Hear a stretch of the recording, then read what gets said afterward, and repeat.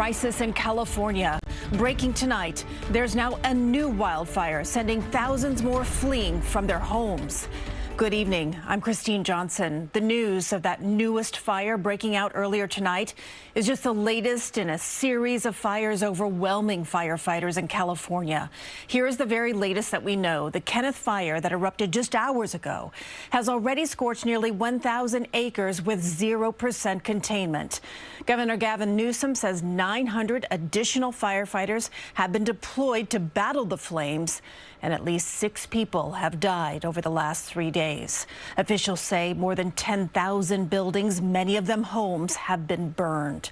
And that's one of 6 fires burning right now. CBS News confirms estimates that 331,000 people are now being affected by evacuation orders, some of them mandatory, others voluntary. Once again, we have team coverage here for you tonight. Let's begin with Lauren Pozen. She is live in Calabasas, where homes right now are being threatened due to that most recent fire. Lauren? Well, Christine, you know, people all over Southern California are already on edge because of all these fires. Got another jolt tonight when this fire popped up this afternoon. I want to show you some video of it. It started over in West Hills, which is about 10 minutes from Calabasas from where I am tonight. And it happened around 2:40 in the afternoon. It's a neighborhood in Los Angeles. It quickly grew to 800 acres and then kept growing. Residents were told to evacuate quickly. Crews on the ground and in the air jumped on the fire. So far, no homes have been burned. From West Hills and Calabasas to the Palisades fire, the full scope of devastation and the Pacific Palisades Malibu fire came into view today when choppers were allowed to fly for the first time. The scene is stunning. Over 5,000 homes, 5,000, are now believed to have burned. Much of the oceanfront community of Pacific Palisades is gone. 2 confirmed dead there tonight. And from Palisades to the Eaton fire in Altadena, just north of downtown LA, grief was on full display. We watched as people came back to what was there of their homes or businesses and saw absolutely nothing left. Authorities updated the damage estimate today to 5,000 homes and businesses destroyed. We spoke with one mom whose home was destroyed. She spoke for many in this tight-knit community. Take a listen. What are you thinking about when you see Altadena now? My heart is broken. I love you, Altadena. I love this community. I love the people in Altadena. We have meshed so well. Everybody's so kind.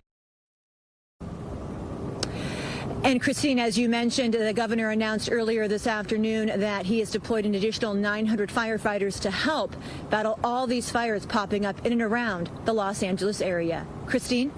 Lauren Pozen reporting tonight for us in Calabasas. Lauren, thank you. Let's continue our team coverage now with reporter Ashley Sharp as people return to their homes.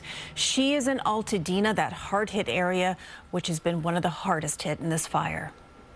Christine, as fire crews start to make progress on the largest of the fires, the Palisades fire, reporting a small containment this evening. It's good news, but the Eaton fire that I'm covering is still burning at full capacity, and I'm going to show you what it's left in its wake. Home after home, you're seeing one behind me. I'm in the driveway of a second. This entire street here in Altadena, every single home is gone. It's devastating, and neighbors have hiked back up into this neighborhood this afternoon to try and see, is their home still standing or is it gone? The Kenneth fire started Thursday afternoon in the Woodland Hills neighborhood. Leaders urging people to continue to listen to evacuation warnings. If you're told to evacuate, then get the hell out.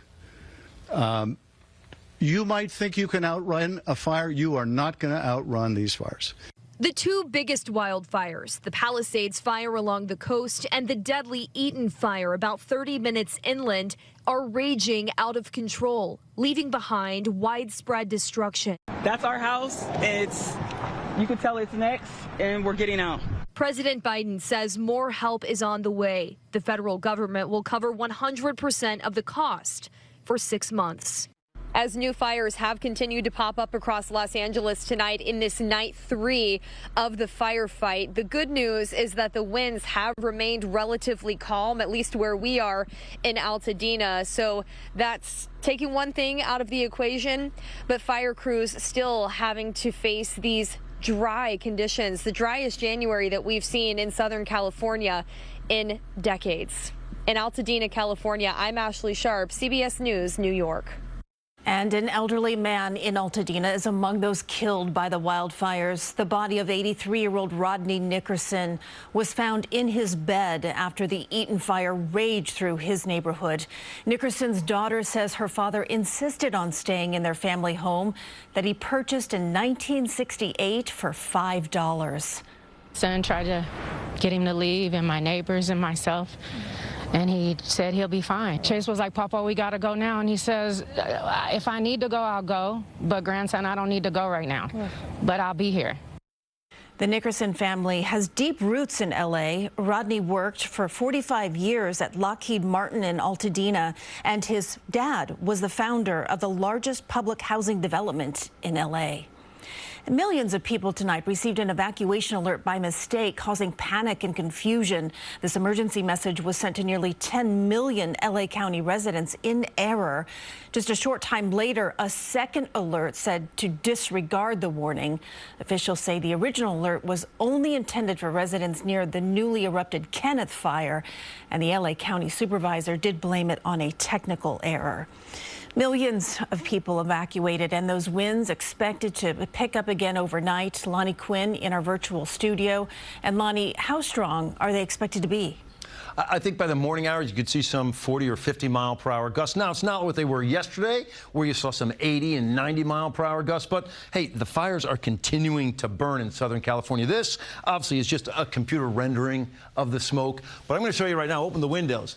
All right, this is an actual picture of what's going on in Southern California. I mean, look at those flames just getting fanned by the winds. Yeah, they're not as strong as they were yesterday, but they're still doing. I mean, my goodness, look at that picture. And if you take a peek at the fires right now that are burning, there are 6 of them in and around Los Angeles. Of course, you have terrible air quality out there, 154 on the AQ scale. The winds are still gusting at 56 miles per hour in Santa Clarita, 34 miles per hour in Chino Hills, 34 in Malibu.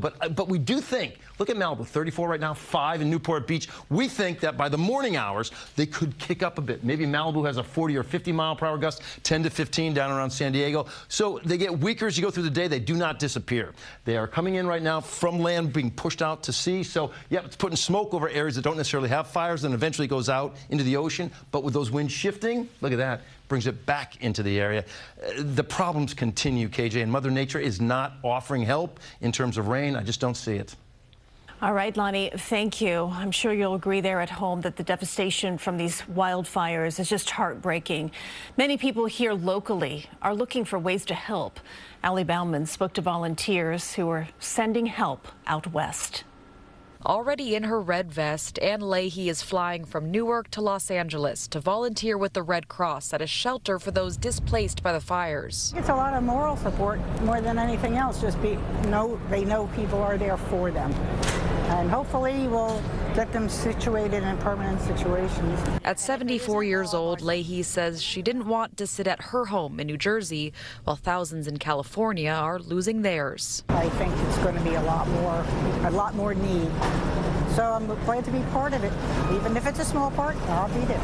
In Stamford, Connecticut, AmeriCare's workers are packing boxes of emergency supply kits to start shipping over to the West Coast. In addition to those hygiene supplies, people often don't take enough of a supply of medication with them. We have respiratory medications ready to go as well. New York and LA may be more than 2,000 miles apart, but the ties between the two cities are endless, especially for those in the arts and entertainment industries.